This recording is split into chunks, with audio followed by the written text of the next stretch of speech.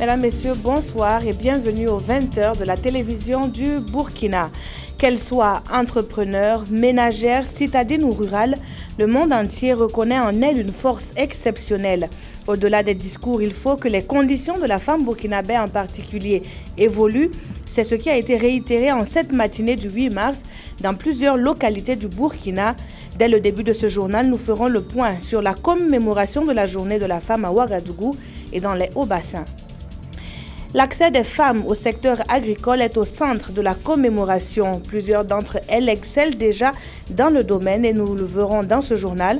Nous avons également choisi de mettre en lumière un mal qui perdure, le mariage précoce. La région du Sahel est durement touchée par le phénomène. Il y aura bel et bien un second tour au Bénin. Lionel Zinsou et Patrice Talon, arrivés respectivement premier et deuxième, n'ont pas obtenu la majorité absolue. Très tôt ce matin, le président de la commission électorale a annoncé les résultats provisoires du scrutin qui s'est tenu le 6 mars dernier. Toute l'équipe du jour se joint à moi pour vous souhaiter à vous, nos chères téléspectatrices, une très bonne fête de la femme. La venue de l'indépendance à Ouagadougou était prise d'assaut par les femmes, mais aussi par quelques hommes solidaires de la lutte pour l'émancipation de la gente féminine. Le fil de la commémoration officielle avec Mokhtar Ouedraogo et Zalissa Sanfo. 8 mars 2016. Une année de plus encore dans la marche vers de lendemain meilleur pour l'autre moitié du ciel. Au Burkina Faso, les femmes répondent présentes à tous les corps de métier. Et au niveau agricole encore plus. Les statistiques montrent en effet que les femmes rurales occupent plus de 60% des activités de production agricole. Dans l'agriculture pluviale, elles représentent 52% des actifs des ménages, 45% dans la production maraîchère et 47,2% dans l'élevage. Des chiffres qui en disent long sur leur engagement.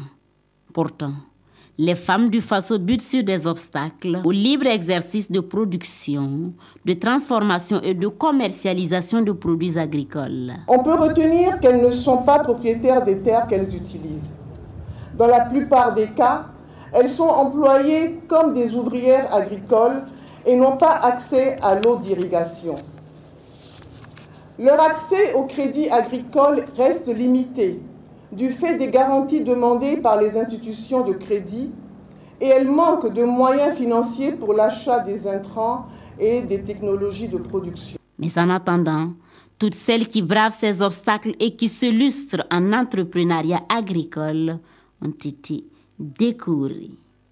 Outre ce défilé civil, militaire et paramilitaire orchestré majoritairement par des femmes, l'autre fait marquant du jour, c'est le port du Faso d'Anfani. Arboré fièrement par les uns et les autres, invite a été faite par la première dame de faire du port de ce pain une habitude. Et dans la région des Hauts-Bassins, c'est à la commune rurale de Péni qu'est revenu l'honneur de la commémoration. Les plaidoyers ont aussi porté sur l'accès des femmes à la terre, seul moyen d'être pleinement autonome dans le domaine agricole. Le point avec Drissa Traoré et Kadou Romenki. L'affluence est celle des grands jours. Pour cette célébration régionale du 8 mars à Péni, c'est devant un parterre d'hommes et de femmes, parmi lesquels quelques membres du gouvernement, que coutumiers et autorités administratives de Péni, alliés dans la lutte pour la cause de la femme, ont tenu leur discours. Discours empreint de l'épineuse question de l'accès des femmes à la terre. Dans cette région-là, les femmes n'ont pas accès à la terre. On a des femmes entrepreneurs, mais hélas, par problème de ce choix-là entre femmes qui n'ont pas droit à ça, l'homme qui a droit à ça, pose beaucoup de problèmes au niveau de notre région ici. Je pense que si les autorités pouvaient nous écouter, vraiment et nous aider dans ce sens-là, ça allait bien partir. Pour le parrain de la cérémonie, il est grand temps pour la femme burkinabé de prendre en main son destin. Oui, c'est vrai qu'il y a des difficultés, mais je pense que d'abord il faut un engagement des femmes. Et à partir de cet engagement-là, les accompagnements peuvent venir. Et je pense que nous sommes bien outillés en tout cas pour les accompagner. Prestation à l'honneur de la femme, remise de cadeaux aux meilleures femmes cyclistes de Péni, défilé, ont ponctué cette cérémonie. Rendez-vous est pris dans le Kénédougou pour le 8 mars 2017. Mais restons encore dans cette partie de la région des Hauts-Bassins. La zone est caractérisée par une forte présence de vergers. À peine 2% des femmes y sont propriétaires et les hommes régnant un véritable maître des lieux. C'est le constat que font Drissa Traoré et Kadou Romenki.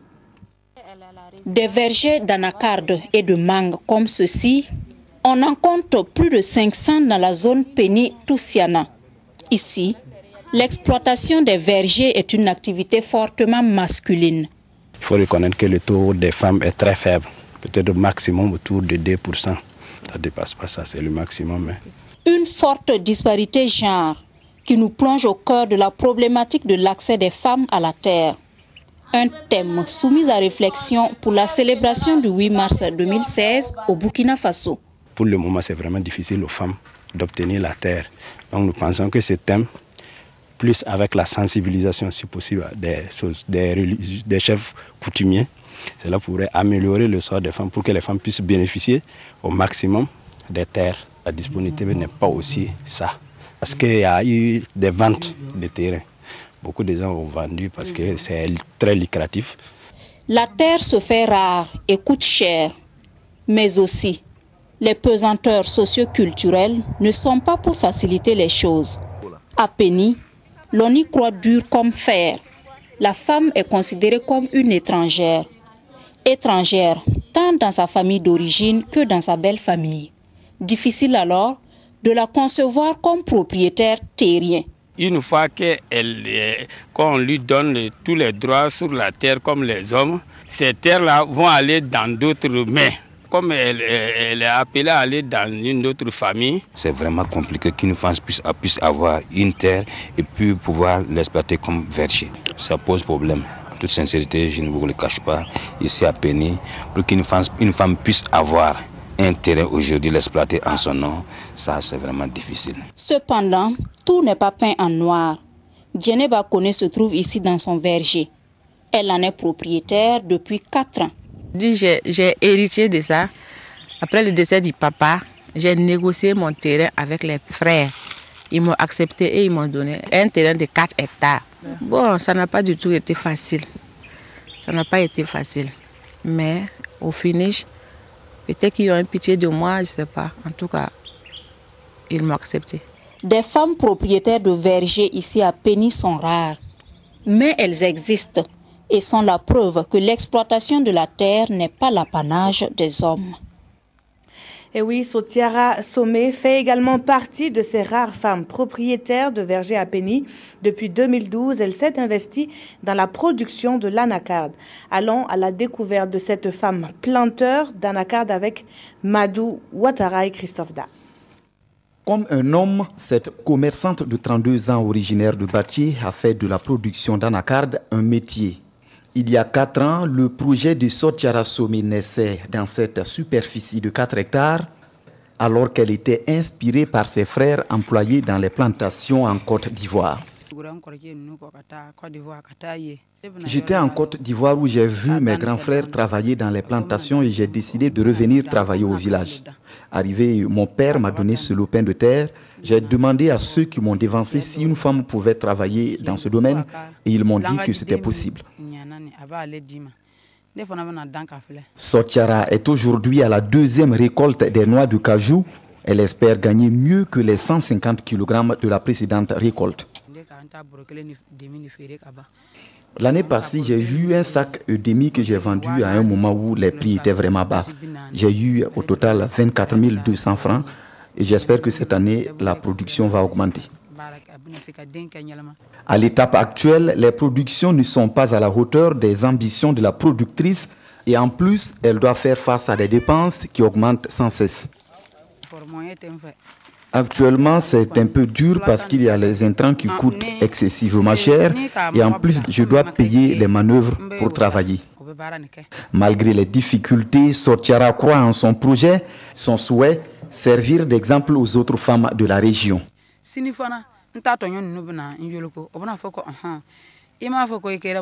Je ne veux pas que les autres femmes me regardent comme une femme qui a échoué en voulant faire un travail réservé aux hommes. J'irai jusqu'au bout afin qu'elles sachent qu'elles peuvent faire comme moi.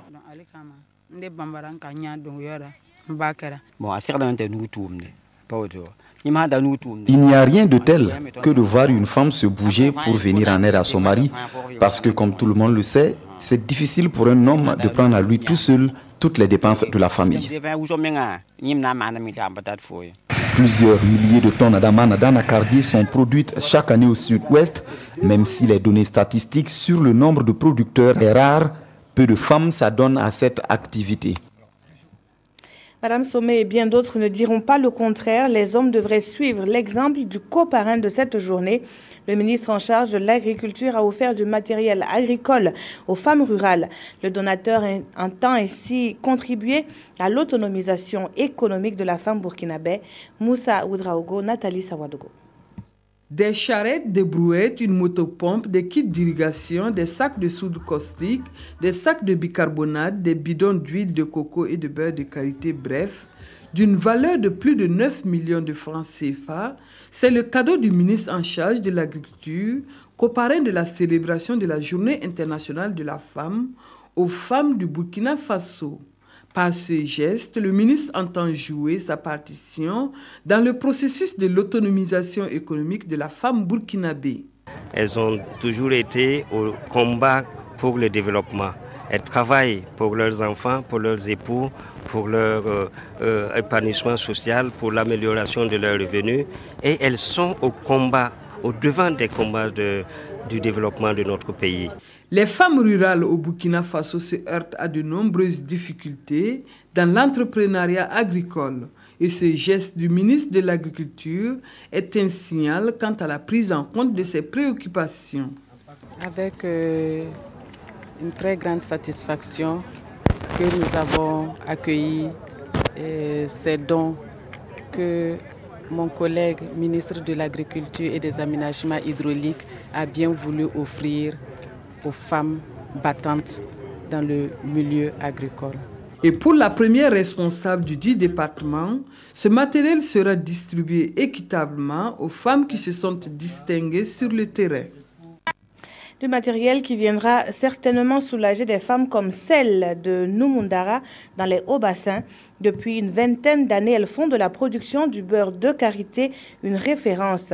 Regroupées en association, leur principale difficulté réside justement au manque de matériel performant. Drissa Traoré, Moumouni Barou, reportage. Ces femmes sont de l'association Baramousso. La production du beurre de karité constitue leur principale activité à Numundara. À l'évidence, le processus de fabrication ne semble pas simple. La première étape, débarrasser d'abord les noix de leur pulpe. La manne est récupérée et lavée, puis séchée.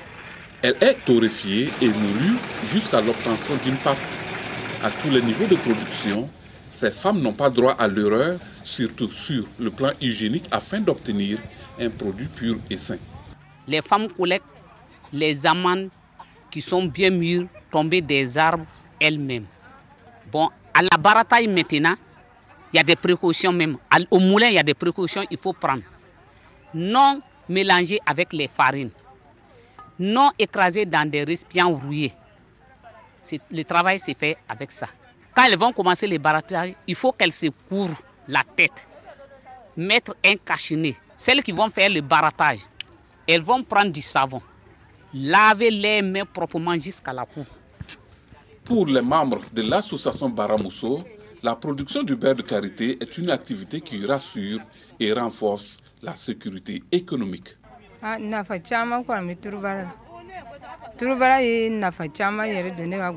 Il y a beaucoup d'avantages dans la production du beurre. J'ai perdu mon mari, cela fait 10 ans. C'est avec le beurre que je me débrouille pour nourrir mes enfants. Je paie la scolarité de mes enfants. La maison que vous voyez derrière moi m'appartient et c'est grâce au bénéfice du beurre de karité.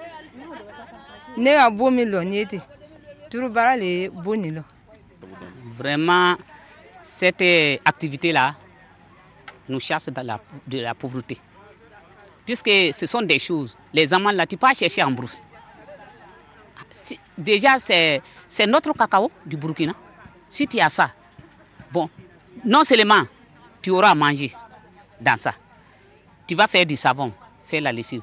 Vendre même, avoir de l'argent. Donc c'est très important pour nous. Mais l'arbre ne doit pas cacher la forêt.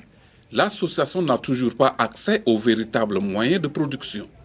Ajoutez à cela le problème de déboucher sur d'éventuels marchés à l'exportation. Souvent, d'autres font des boules, aller au marché. On n'a pas de clients.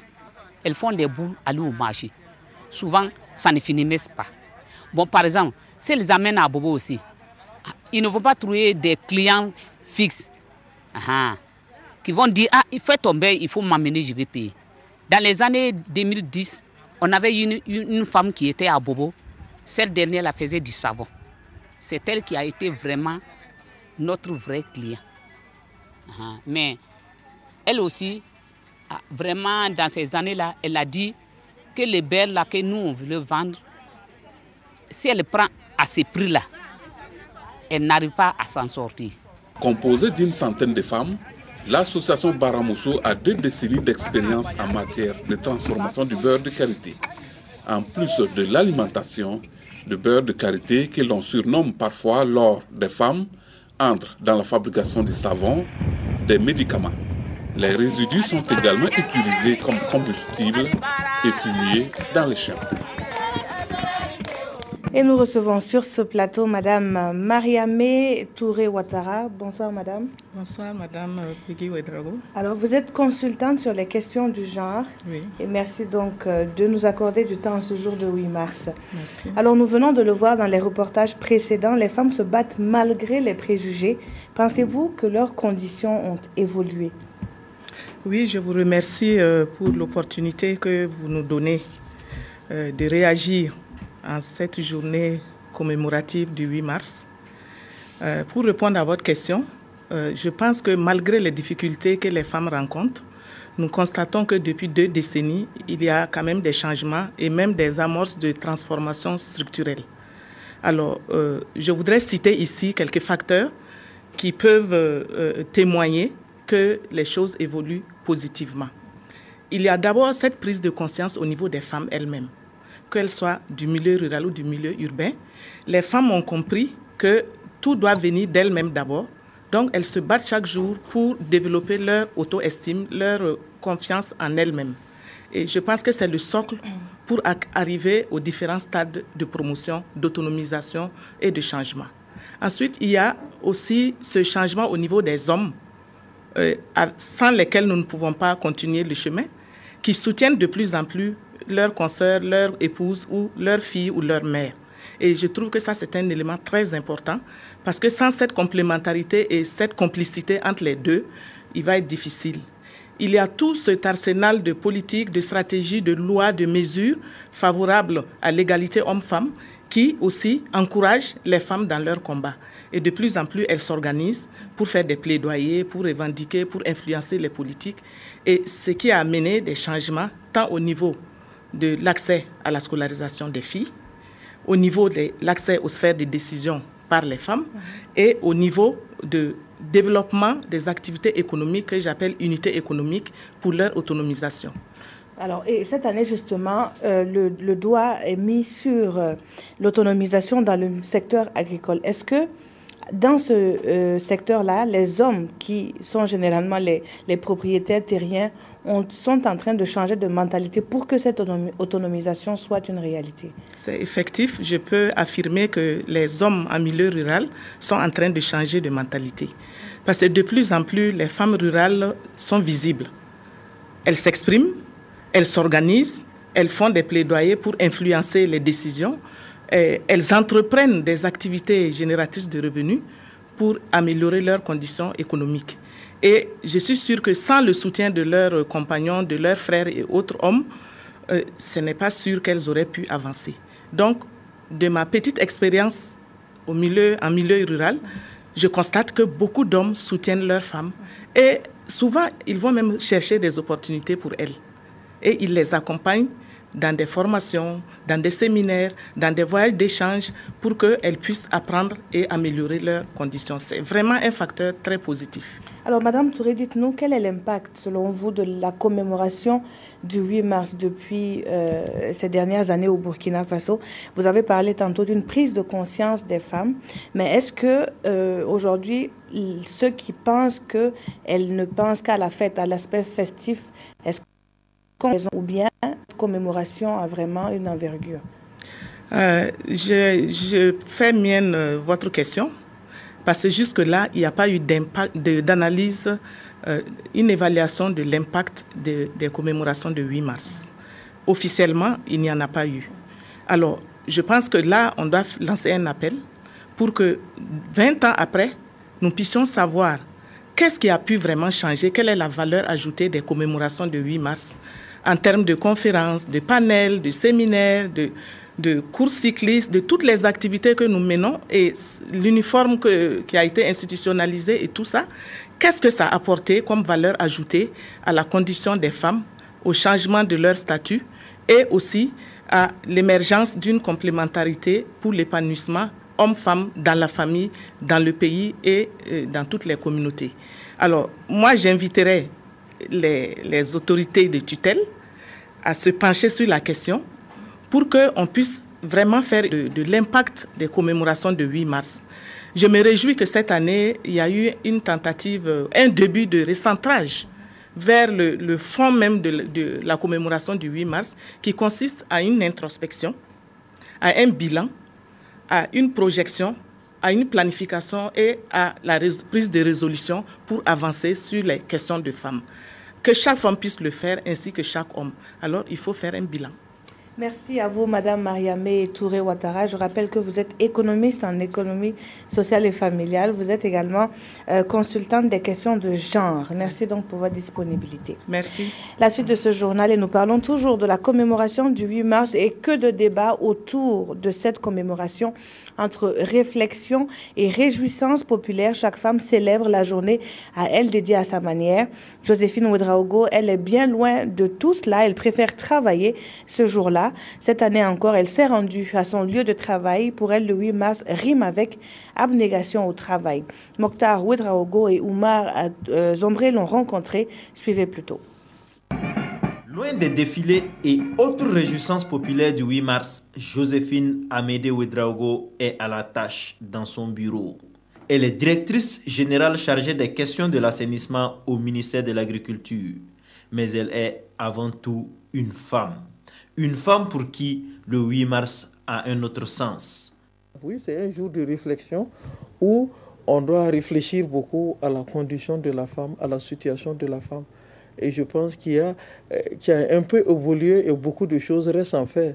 On voit des femmes docteurs, on voit des femmes professeurs dans des branches scientifiques, mathématiques et tout ça. C'est parce qu'on travaille beaucoup et on montre qu'on doit évoluer. Si on n'avait pas créé ce jour, je pense que la situation à laquelle les femmes sont aujourd'hui, on n'allait pas atteindre, parce que c'est un jour de réflexion. À sa descente du service, Joséphine Ouedraogo compte bien célébrer le 8 mars. Elle compte le faire avec ses camarades. Ce soir, nous, on doit se retrouver, parce que je fais partie d'un groupe de prière.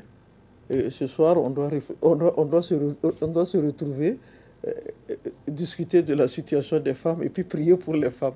Moi, c'est ma manière comme ça de célébrer le 8 mars. Concernant la célébration festive de cette journée internationale, Joséphine Ouedraogo dit ne rien avoir contre, mais pour elle, seul le travail peut libérer la femme.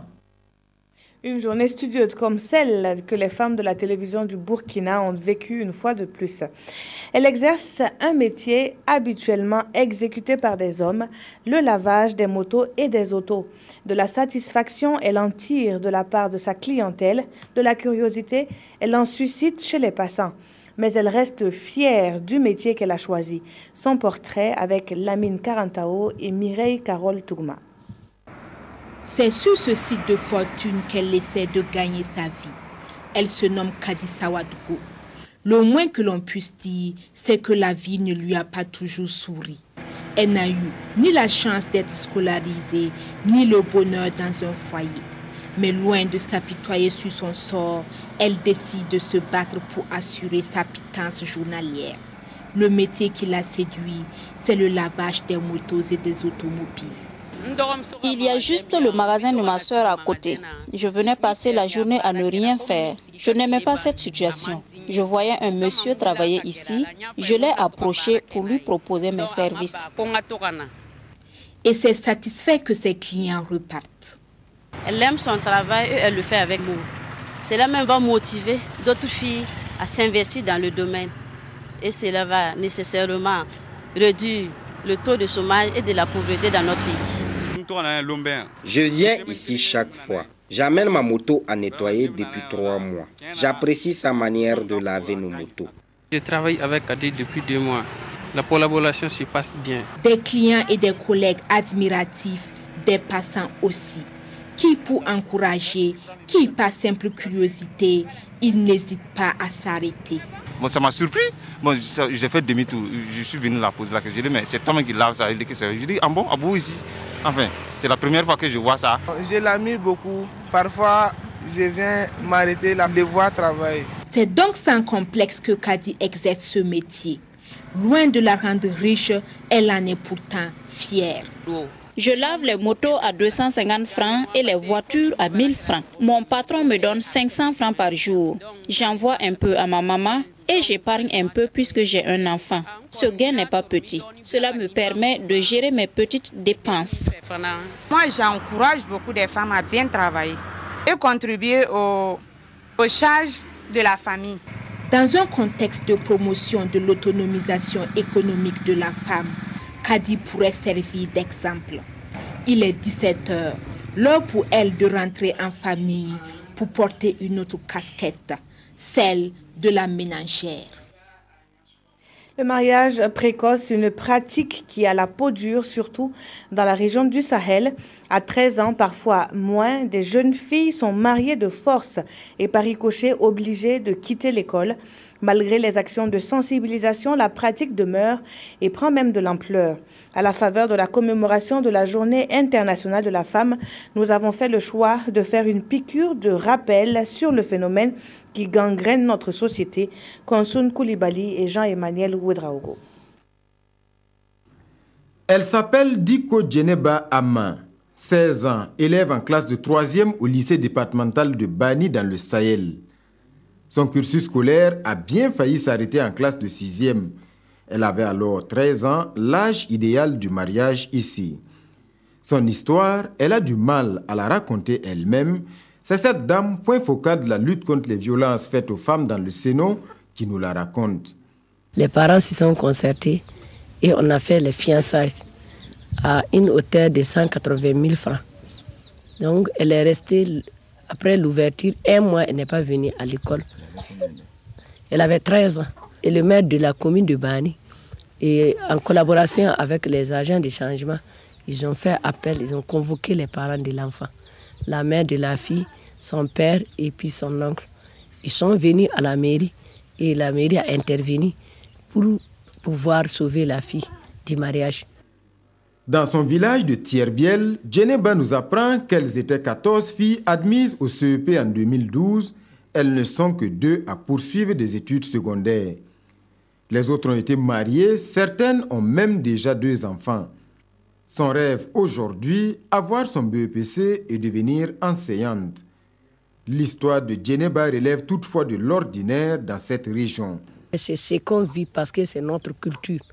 Notre culture même, la fille ne vaudra même pas, ne va pas valoir 13 ans pour avoir un mariage. Et c'est même un honneur pour nous qu'une fille à 10 ans, elle est fiancée et elle est mariée à 13 ans. Nous sommes ici au collège Soudou Andal de Dori, un internat pour filles dirigé par des religieuses. Ce dimanche est jour de lessive pour les pensionnaires. Elle, c'est Diallo Roukiatou, 14 ans, élève en classe de 6e, originaire du village de Débéré Talata. Aussi incroyable que cela puisse paraître, elle est la toute première fille de son village à atteindre la classe de 6e. Là également, au bout d'intenses négociations, car le réflexe des parents, c'est de marier les jeunes filles avant le collège pour éviter qu'elles ne s'échappent. Y compris les leaders et nous nos forces, on a conjugué et on a pu reporter le mariage de cette fille-là. Et avec l'appui de l'UNICEF, l'UNICEF a payé l'internat de cette fille. C'est ça notre grande chance. Je suis allée dans ce village avec une de mes consoeurs. Le constat était vrai. Nous avons vu ces demoiselles dans la classe avec leur foulard. Nous avons échangé avec l'enseignant qui nous a confirmé ce que nous avions appris. Rukiatou a échappé de peu à un mariage précoce. Elle a conscience de sa chance. C'est qu'elle veut dire encore aux parents que de laisser leurs parents, leurs enfants, pour étudier au lieu de se marier. Parce que si tu te maries, tu laisses ton école, tu vas aller seulement souffrir. Il n'y a pas de Je suis venue ici, je ne savais pas, mais j'ai trouvé des filles comme moi. Vraiment, c'est un centre très intéressant. J'ai pu étudier comme j'étudiais dans mon village. J'ai pu avoir ma moyenne premier trimestre et ce deuxième trimestre. Vraiment, je suis très contente. Je ne savais pas que c'était comme ça. Le mariage des enfants est un phénomène qui plonge ici ses racines dans la culture, mais aussi dans la religion, car ce sont les imams qui célèbrent ces unions. Celui de Bani est cependant en avance sur les autres.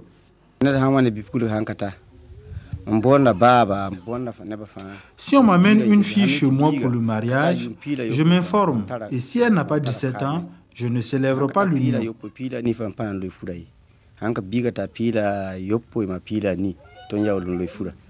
Les parents, quant à eux, se défendent. Leur plus grande hantise, c'est qu'une fois au collège, leurs filles reviennent avec une grossesse, le déshonneur suprême.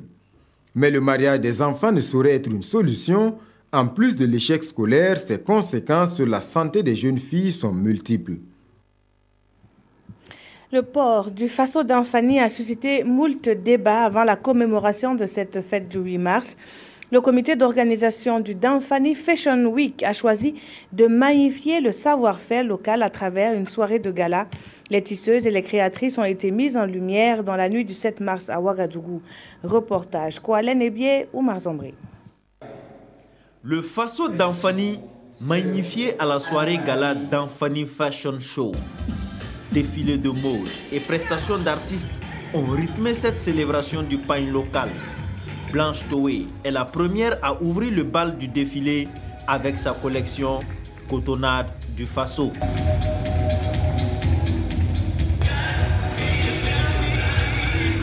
Puis, s'en sont suivies plusieurs autres créatrices, toutes de renommée nationale et internationale, avec des collections aussi riches que variées. J'ai beaucoup apprécié le gala et je profite de votre micro pour féliciter les créateurs, les tisseuses et même les mannequins qui ont su mettre en valeur le faso d'Anfani. Le Danfani Fashion Show est une vitrine d'expression des femmes et de leur savoir-faire. Il s'inscrit dans le même cadre que le Danfani Fashion Week. Comme le salon qu'on a eu à organiser, c'est vraiment promouvoir la qualité dans la confection des pagnes. C'est vrai qu'on a dit que le Danfani, sa qualité ne se pose plus, mais il ne faut pas baisser les bras pour autant. Donc on incite les gens à être encore plus créatifs et à vraiment innover le maximum possible. Au cours de cette soirée gala, des prix d'encouragement ont été décernés aux tisseuses qui se sont illustrées dans la qualité de leurs produits. Et puis le sport n'est pas en reste en cette commémoration. L'association Avancée avec elle a organisé une course à pied à laquelle ont participé plus de 500 femmes burkinabais. Le premier prix est revenu à Samatou Tindé, mais les autres n'ont pas démérité, nous disent Koualen Ebié et Jean-Modeste Ouedraogo. Mardi 8 mars 2016, il est 8 h. Devant le palais de Sa Majesté le Moronaba, plus de 500 femmes ont répondu à l'appel de l'association Avancée avec elle. Au menu, célébrer la journée internationale de la femme très sportivement. Sur la ligne de départ, des athlètes d'un jour et aussi confirmés sont prêts pour aller à l'assaut d'un circuit fermé de 8 km. À la clé, une moto a gagné. Les athlètes venus des 4 coins du Burkina Faso et du monde entier quittent le stade municipal, se dirigent vers le lycée Bambata avant d'emprunter l'avenue Oumarou Kanazoué. Après 1 kilomètre, le peloton s'étire petit à petit, avec en tête une jeune fille venue de Banfora, Samatou Tendé. De l'avenue Bassawarga en passant par l'avenue Kwame Nkrumah, Samatou maintient son allure insupportable pour ses concurrentes. C'est fort logiquement qu'elle traverse la ligne d'arrivée en 31 minutes. Elle est suivie de Pélagie Rektumda et Ouattara Christine. Samatou Tende confirme qu'elle est une valeur sûre de l'athlétisme burkinabé. Elle reçoit des mains de Sa Majesté le Moro Naba une moto et la médaille d'or. En démarrant, les gens étaient en train de courir très vite. Donc moi je me suis ralenti un peu. Après ils sont fatigués. Moi je me suis démarré. Oui, Vous savez que le 8 mars c'est la fête de la femme, mais ce n'est pas seulement que pour les femmes. Il faut que les hommes les accompagnent aussi pour que la fête soit plus belle. Pour la Ouagalaise, c'est un honneur pour moi de soutenir cette initiative. Et en toute chose, c'est la femme qui est au devant avant que l'homme ne suive. Toutes les participantes ont reçu des bons de dépistage du cancer du col de l'utérus et du sein. On ne s'attendait vraiment pas à ce public et les femmes ont adhéré. Contrairement à ceux qui pensaient que ça allait peut-être empiéter au défilé ou à la cérémonie officielle, franchement les femmes ont adhéré à l'idée de faire du sport le 8 mars. À côté de la compétition, une séance d'aérobic bien rythmée a mis fin à la manifestation au grand bonheur des femmes. À l'occasion de cette journée internationale de la femme, la couverture médiatique de la télévision nationale se limitera aux commémorations nationales et régionales. La RTB s'excuse auprès de toutes ces associations qui la solliciteraient pour la couverture de leurs activités car elle n'est pas en mesure de les honorer. Autre point de l'actualité, Lionel Zinsou et Patrice Talon au second tour. La Commission électorale nationale autonome a enfin parlé. Le président de la Sénat a annoncé à 3 heures de ce matin, temps universel, les résultats provisoires du premier tour de l'élection présidentielle. Le point avec nos envoyés spéciaux Adama Guiti et Pascal Canet. Il n'y aura pas de coup KO au Bénin. Ce matin, aux environs de 4 heures locales, 3 heures temps universel, le président de la Sénat apparaît enfin devant les journalistes pour annoncer les grandes tendances de l'élection présidentielle du 6 mars. Sans grande surprise, ces résultats confirment les forces en présence. Lionel A. L. Zinsou Derlin, 856 218 voix, soit 28,44%. Patrice G. Talon, 746 798 voix, soit 24,80%.